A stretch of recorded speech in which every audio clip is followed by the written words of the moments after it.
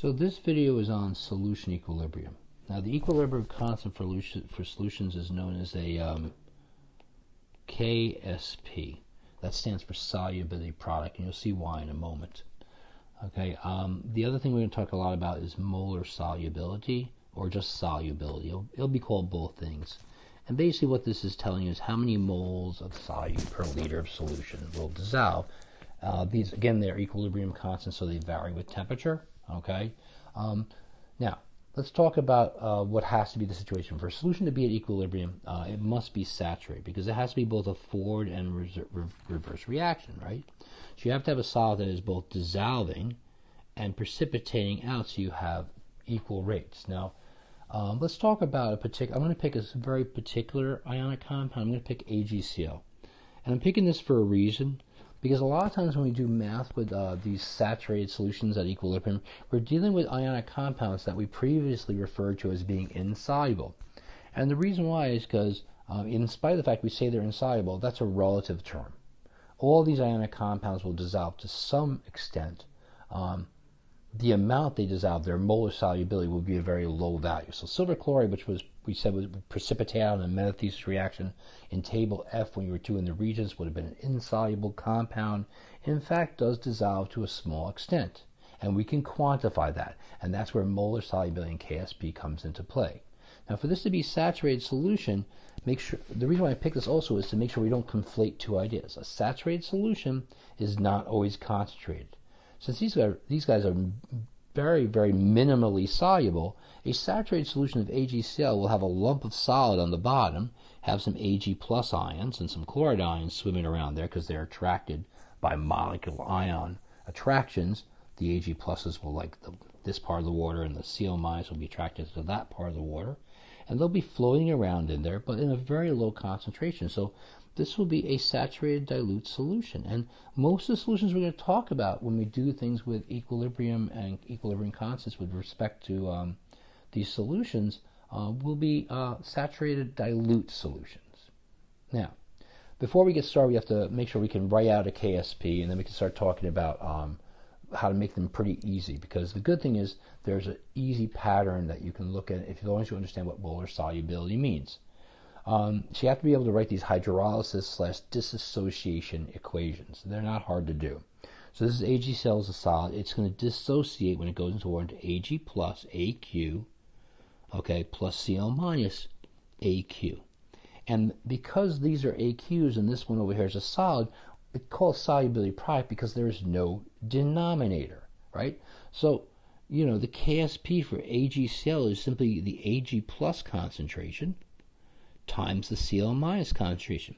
And any ionic compound that's just got one anion to one cation ratio will always have the exact same format of KSP. It'll be this times that, right? So if it was NaCl, you know, it would be exactly written the same exact way. Na plus times Cl minus, right? However, if you get something that's a little different, like a barium hydroxide, you don't get the same exact format. So you want to see patterns here, right? For barium hydroxide, for every one barium ion, okay, you get two hydroxide ions. And so and of course with the little AQs after them, right? And the whole format would be like this. It'd be KSP equals barium 2 plus times the hydroxide to the second power. All right. And the other thing that's important to recognize there is the concentrations of these two would not be the same, right? For every one of these, there's going to be two of these. All right. Or for the way you want to really think of it, for every one of these that dissolves, and that's what the molar solubility is really about. That's what we're going to be. We're going to call that X. You're going to get one of these, and you're going to get two of these. And by the way, this is going to be X, and this is going to be 2X. It's twice as much. All right. Now, KSP dyes can be used sometimes to compare solubilities and sometimes not. For example, I can determine the molar solubility of magnesium hydroxide. I can write a quick equation, this MgOH, okay, 2, put the S there, Mg2 plus AQ, okay, plus 2OH minus AQ, and I can make a little ice table, but I don't really care about the solid because it's not in equilibrium. I can say these guys start 0 because this is going to dissolve, right? We just dump some of this in some water, right? And this one here is going to go up by, this one's going to go up by X, and this is going to go up by 2X. right? Because for every one of these magnesium ions I make, I'm going to make 2 hydroxides. So at equilibrium, this will be X and this will be 2X. And we saw this in some other problems in the previous handout when we did some of these ice tables, like this pattern, where we can very easily determine what the value of X is because the algebra is so easy. Because the KSP expression is essentially 8.9 times 10 to the minus 12. That's the value of the KSP here. And again, it is unitless, right? Because it's an equilibrium constant, right? Times the magnesium concentration, okay, times the hydroxide concentration to the second power. Well, the magnesium concentration is X. Hydroxide concentration is 2X squared. Now, be very careful. What that means is this is basically equal to 4X cubed. I'm not going to bore you with the math. I'm pretty sure you can solve 4X cubed equals 8.9 times 10 to the minus 12. The important thing is when you solve this, you can get the value of X, okay, which is equal to 1.31 times 10 to the minus 4. Now this X is 2 things here. It is literally the concentration of magnesium ions, and it is also the molar solubility because it tells you how many moles per liter of that stuff will dissolve. If you want to get the concentration of hydroxide ions, you just multiply it by 2. So 2X would be equal to 2.62 times 10 to the minus 4. And that would be the concentration of the hydroxide ions, twice as much because for every one of these ions that goes in there, magnesium ions, we get 2 of those. And because the ratio for this is that 1 to 1, that's also the molar solubility. Now, we can do the same thing with something that's similar. Like if we do cadmium hydroxide, it's going to have the same pattern. So cadmium hydroxide, I lost my place here in my textbook here. Oh yeah, I need the value, 5.9 times 10 to the minus 15. That's 5.9 times 10 to the minus 15. So this is the solubility of cadmium hydroxide. Note it's a much smaller number, okay? It's about 1,000 times smaller because it's 10 to the minus 15 versus 10 to the minus 12. All right? Because these 2 salts have the same exact type of formula, the math is going to work out the exact same way.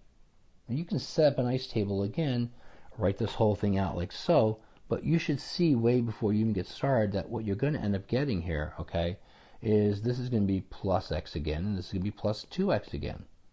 And so in the end, all you're going to be doing when you set this whole thing up is you're going to get the exact same sort of setup as this one before. Just like that. Except this time it's going to be 5.9 times 10 to the minus 15 equals 4X cubed. And so X is going to be a smaller value. And in fact, X comes out to be, in this case, equal to 1.14 times 10 to the minus 5. Okay, which means there's less cadmium ions per liter than there were magnesium ions in a saturated solution at, by the way, these are at standard temperatures, usually 298 Kelvin or 25 degrees Celsius. Now, what I'm saying here is you can do, because they're of similar format, they're both basically AB2, right? This is, right, AB2. This is AB2, right? Because they both have that same formula, we can directly compare their KSP values, knowing full well that since cadmium has the lower KSP, it's going to have the smaller molar solubility, and there's going to be less ions in the solution as well.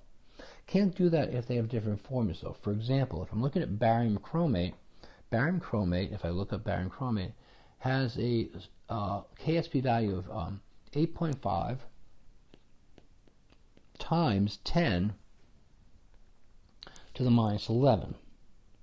Now, that's a larger value than either the KSP for magnesium hydroxide or for cadmium hydroxide. But barium chromate has a different formula, okay? You can think of this as sort of like AB, because barium chromate is a barium ion and a chromate ion. They're both plus 2 and minus 2. And when they dissociate, they just make one barium ion and one chromate ion. What this means is they're both going to go up by X, not by X and 2X. So when you're done with the math, the KSP value is just equal to the barium concentration times the chromate concentration. And those concentrations, assuming there's not a common ion, which is something we're going to have to deal with in the next lesson, okay, because chromates can come from some other compound, but in a solution that's just barium chromate, these 2 values are going to be equal. So this is essentially going to be X times X. And so it's just 8.5 times 10 to the minus 11 is equal to X squared. That's the math. Now you can see when I square root this, I'm going to get about 10 to the minus 6's, right? Because 8.5 times 10 to the minus 11 is almost 10 to the minus 12, essentially, right? So when you square root this thing, what you end up getting is 9.2 times 10 to the minus 6 is the value of x, which is the concentration of both of these ions, okay? Which is less than the ions in the other examples, isn't it? Right?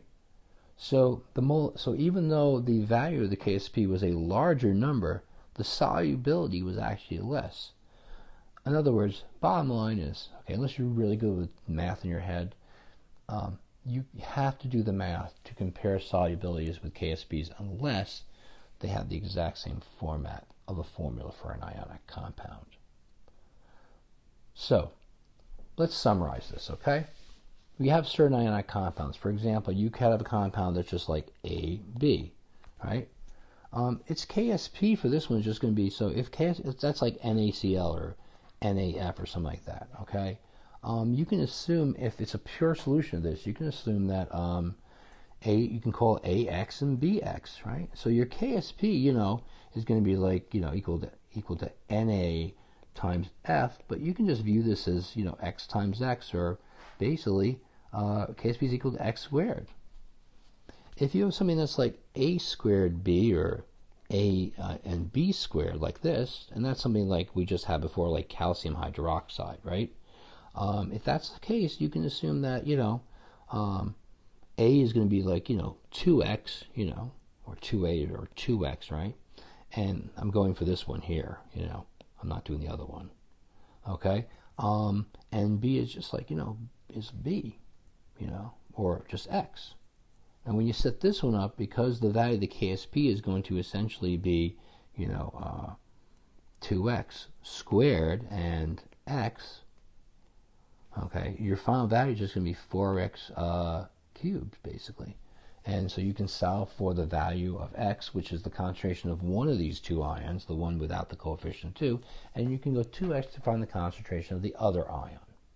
Let's just go through a couple more. So you could have a situation like this, A, B third. So this would be like something where you have like, I don't know,